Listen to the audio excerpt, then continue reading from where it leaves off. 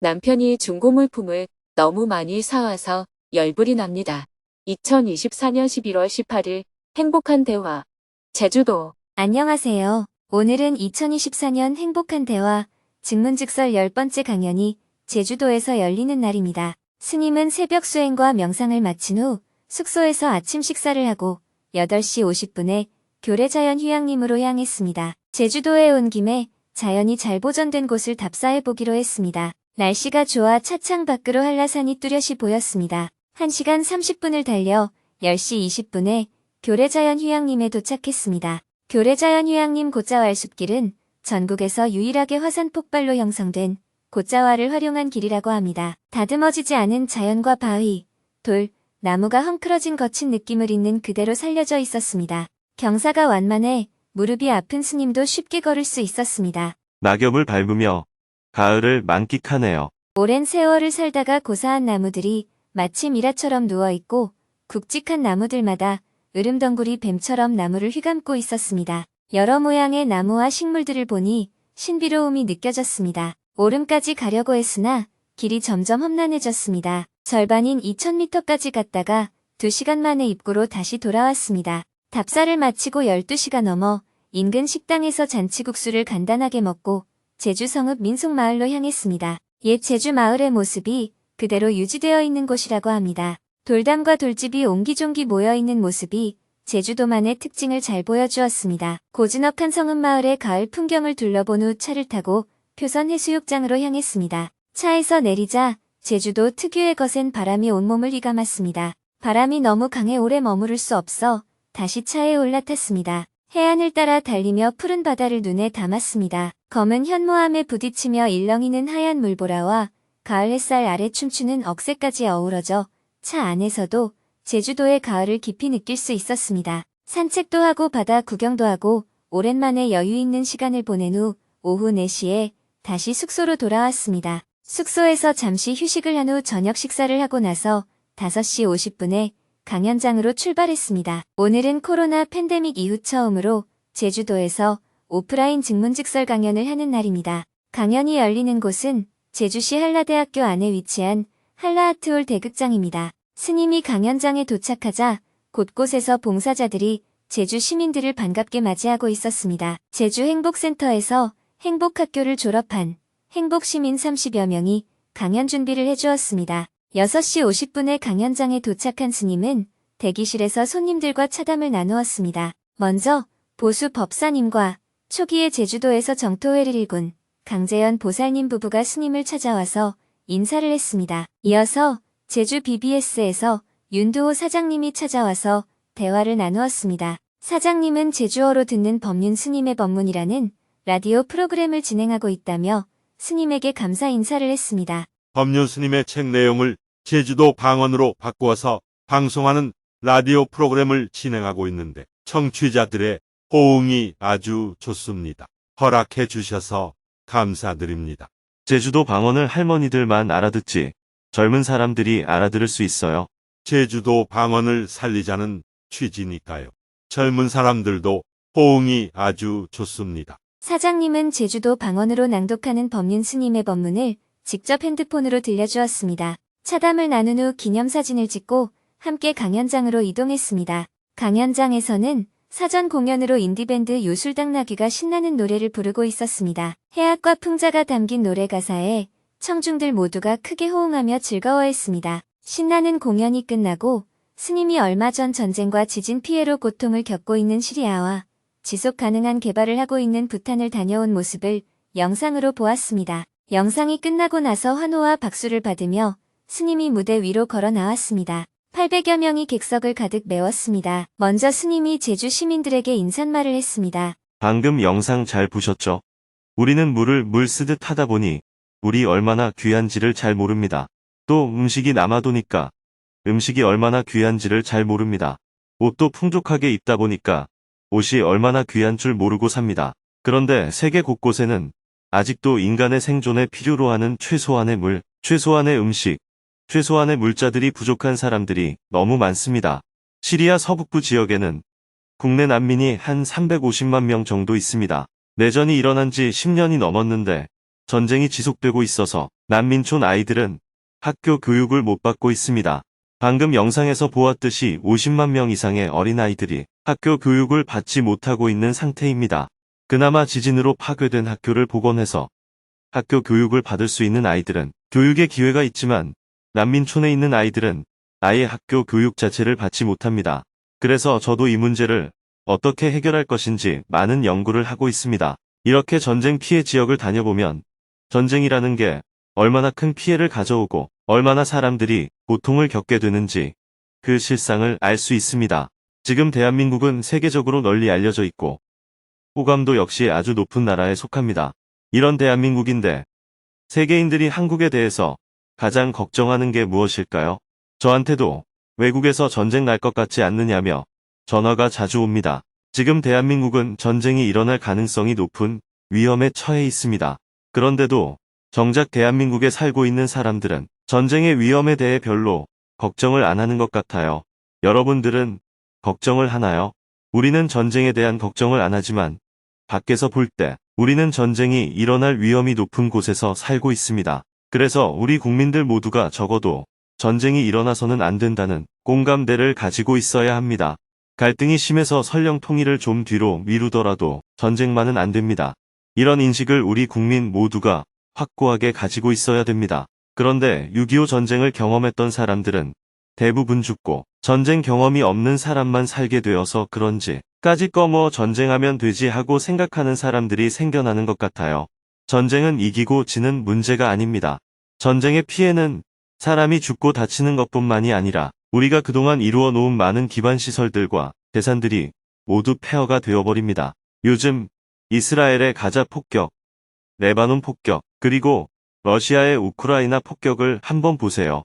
도시의 형체가 사라지지 않습니까? 모든 것이 다 부서지는 이런 엄청난 피해를 입게 됩니다. 그러니 이 땅에 다시는 전쟁이 일어나면 안 된다는 확고한 관점을 우리 모두가 가져주었으면 합니다. 이어서 사전에 질문을 신청한 5명이 먼저 스님과 대화를 나눈 후 현장에서 즉석 질문을 받았습니다. 2시간 동안 8명이 스님에게 질문을 했습니다. 오늘은 온라인 강연에서는 쉽게 접할 수 없는 재미있는 질문들이 많이 나왔습니다. 그중 한 명은 남편이 중고 물품을 너무 많이 사와서 속이 터진다며 하소연을 했습니다. 남편이 중고 물품을 너무 많이 사와서 열불이 납니다. 저는 치매를 앓으면서 대소변도 못 가리는 시어머니를 모시면서 너무 괴롭고 힘든 시간을 보냈습니다. 그러던 중 법륜 스님의 증문직서를 보다가 자기가 싼 똥을 깔고 누워있는 사람의 심정도 헤아려 보라는 법문을 들었습니다. 그때부터 시어머니에게서 받은 혜택을 잊어버리고 한탄만 하던 제가 보였습니다. 그리고 하루 종일 누워서 천장만 보고 대소변도 못 가리는 어머니의 고충도 보였습니다. 스님이 질문자의 이야기를 듣다가 웃으며 물었습니다. 오늘 자기 살아온 인생 이야기를 다 할 거예요. 그래서 질문이 뭐예요? 우리 하르방 문제입니다. 남편이 당근 마켓에서 중고 물품을 너무 많이 사들입니다. 몇 장수 해도 될 정도로 너무 많이 사들입니다. 과수원 귤창고에 장롱, 책장이 벽면을 가득 채웁니다. 하루는 또 당근마켓에서 러닝머신을 사서 트럭에 싣고 와서는 저보고 같이 내리자고 했습니다. 내리고 보니까 너무 낡았고 청테이프로 여기저기 감아서 간신히 고정되어 있었습니다. 제가 화가 나서 얼마에 샀냐고 하니까 5만 원에 샀대요. 제가 속으로 익어버리려고 해도 5만 원은 더 줘야겠다 싶어서 막 열불이 나는 거예요. 운동을 딱 3일만 하고 그만두었습니다. 제가 더 이상 말하면 또 버럭하고 싸움이 되니까 그냥 놔둔 게 벌써 5년째입니다. 세상 사람이 다 내 마음에 들 수는 없어요. 또 내가 사랑해서 결혼한 배우자도 내 마음에 다 들 수는 없어요. 남편하고 연애해서 결혼했어요? 중매해서 결혼했어요? 남편의 여동생과 제가 친구였습니다. 시누이가 제 친구입니다. 친구의 오빠랑 결혼했다는 거네요. 어쨌든 결혼을 할 때는 남편이 괜찮아 보여서 결혼했어요. 아니면 누가 시켜서 억지로 했어요? 지금 친구도 자기 때문에 자기 오빠랑 결혼해서 제가 고생한다고 말할 정도예요. 어쨌든 그때 당시에는 남편이 괜찮아 보여서 결혼했어요. 싫은데 억지로 결혼했어요. 그때는 괜찮아 보이긴 했는데 이렇게까지 할 줄은 몰랐습니다. 어쨌든 남편이 괜찮아 보여서 결혼했다는 거네요. 지금까지 주로 귤 농사를 짓고 살았는데 남편이 귤 농사를 잘 지은 편이에요? 아니면 잘못 지어서 자기를 고생시켰어요? 스님의 법문 중에 나온 표현을 빌리자면 남편은 똥지게에 똥을 20%만 담아서 슬렁슬렁 다니는 사람이고 저는 80%를 담고 낑낑거리면서 다니는 사람입니다. 결혼 생활 내내 서로 잘 안 맞았습니다. 스님 법문에서 누가 현명한 사람이라고 그랬어요?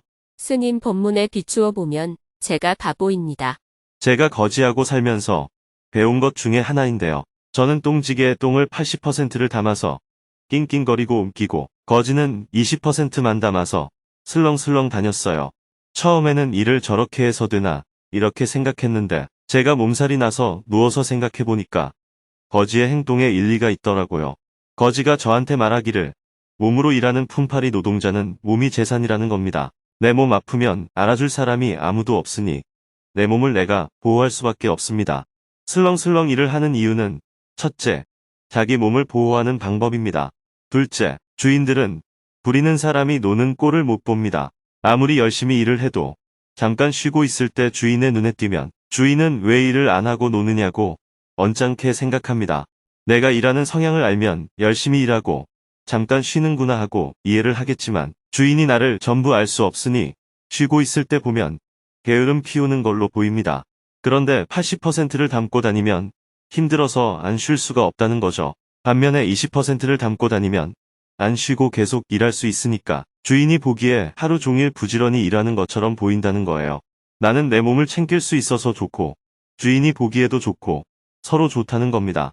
저처럼 낑낑대고 일해봐야 몸만 축나고 잠깐 쉬는 걸 주인이 보면 노는 꼴을 보기 싫어하는 주인의 눈밖에 나고 서로 손해라는 거예요.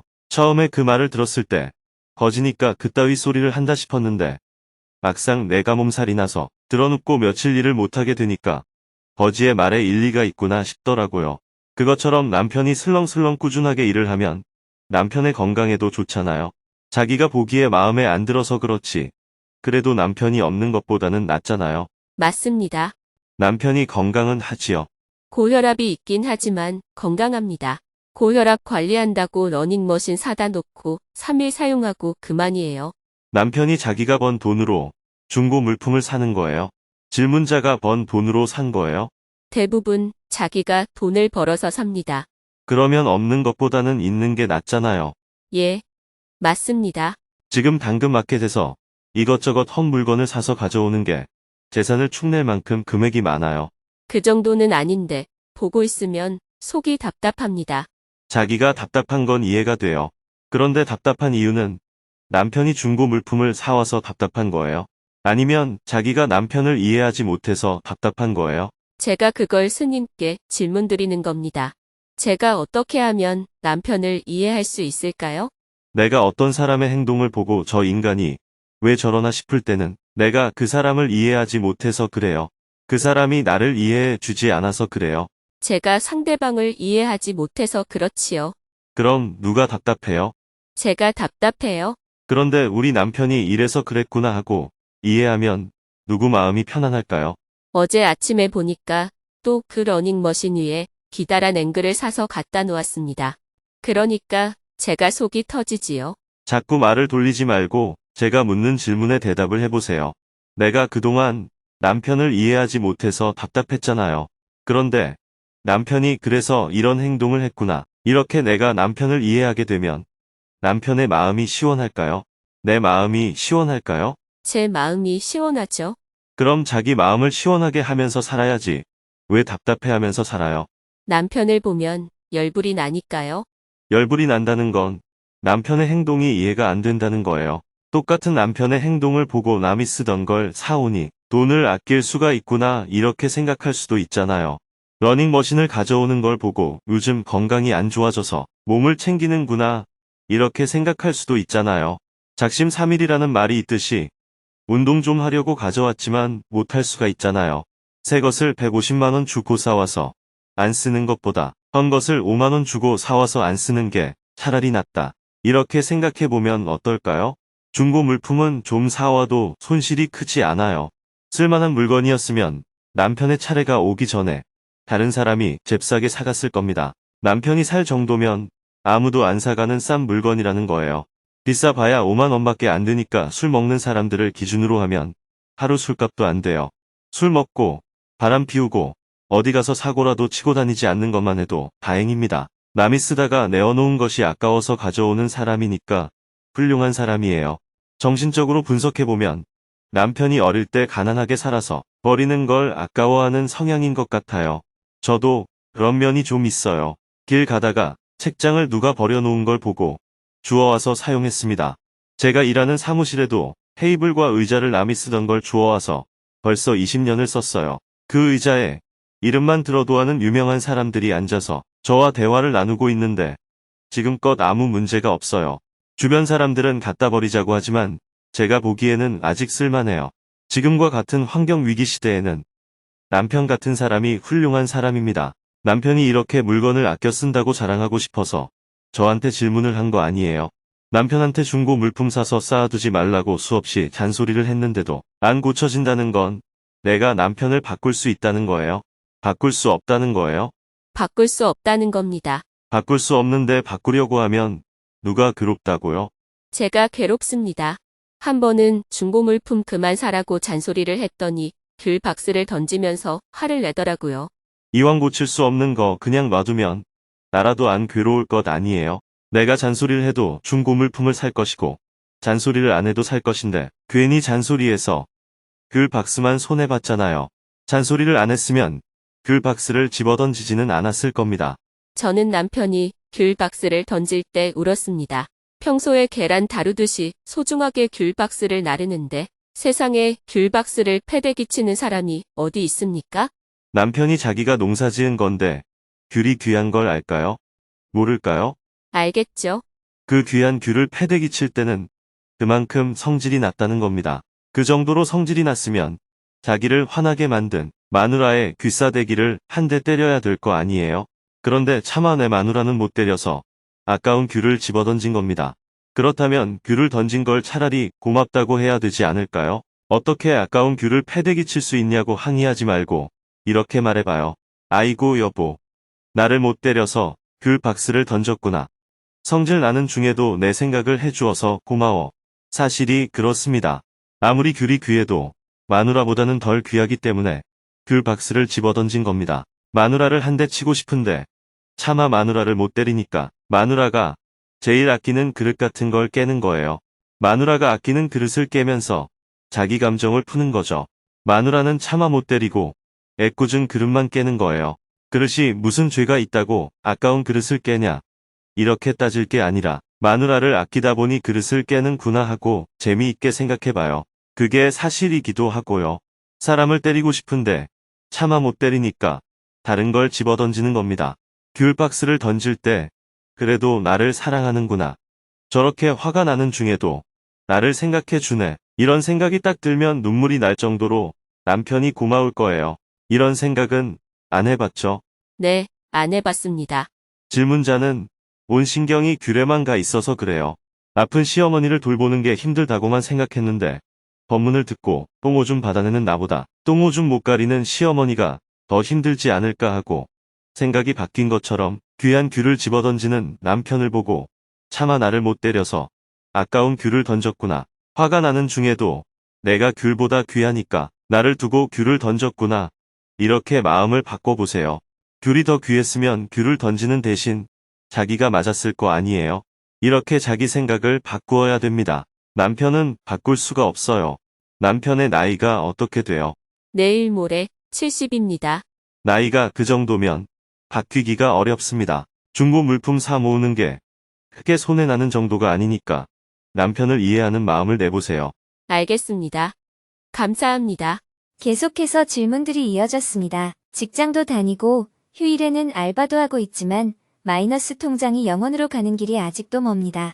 어떻게 하면 가난한 마음을 부유한 마음으로 바꿀 수 있을까요? 운동 모임에서 만난 한 분이 자꾸만 티나는 거짓말을 합니다. 실은 표정이 티가 나다 보니 제가 너무 부끄럽습니다. 어떻게 하면 미워하는 마음을 돌릴 수 있을까요? 남편이 외도를 2년 넘게 한 사실을 최근에 알았습니다. 하루하루가 가시밭길을 걸으며 매일 싸웁니다. 제가 어떻게 해야 할까요? 수험생으로서 제가 원하던 학교에 불합격하는 경험을 함으로써 인생의 처음으로 큰 실패를 겪었습니다. 좌절하지 않으려면 어떻게 해야 하나요? 현장에서 추가 질문을 3명 더 받고 나니 밤 10시가 다 되었습니다. 강연을 마치고 곧바로 무대 위에서 책 사인회를 했습니다. 많은 시민들이 길게 줄을 서서 스님과 인사를 나누고 감사의 마음을 표현했습니다. 스님 덕분에 정말 많이 행복해졌습니다. 제주도까지 와주셔서 감사합니다. 책 사인회를 마치고 강연을 준비한 봉사자들과 기념사진을 찍었습니다. 행복, 시민, 제주. 스님은 봉사자들에게 감사의 마음을 전했습니다. 강연장을 나와 숙소로 향했습니다. 밤 11시에 숙소에 도착하여 늦은 저녁 식사를 하고 하루 일과를 마쳤습니다. 내일은 아침 일찍 제주 공항을 출발하여 대구 공항에 도착한 후 곧바로 경주로 이동하여 하루 종일 국립공원관리공단 직원들과 경주 남산 순례를 함께하고 대화를 나눌 예정입니다.